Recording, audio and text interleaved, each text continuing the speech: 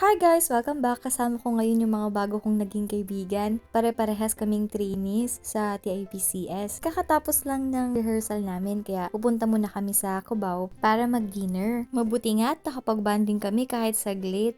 Bihira lang din kasi kami magkasama-sama gawa nung iba-iba naman kami ng mga schedule kasi iba-iba rin yung mga courses namin. Dito malapit sa kakainan namin ay may malaking Christmas tree na nga.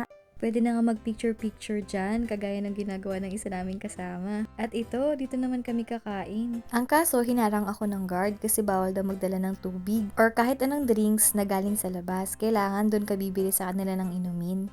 Iniwan ko na nga lang yung tubig ko at hindi ko na kinuha ulit. Pagpasok nga sa loob ay marami ka nang makikita na pagpipilian mo mga pagkain. Ang tagal ko nga makapili kasi kumain na rin ako ng tinapay. At ayan, nag-ikot-ikot nga kami para makapili na. Yung ibang mga kasama ko nakapili na sila, ako nag-iisip pa ako kung ano yung sa akin.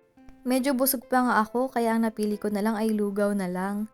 Masarap at mura lang ito, naka 40 pesos lang ata ako. At dahil iniwan ko nga yung tubig ko, wala na akong inumin. Sakto ang dating ng dalawa kong kaklase na si Carvel at si SJ. Nagpalibre na lang ako sa kanila ng inumin.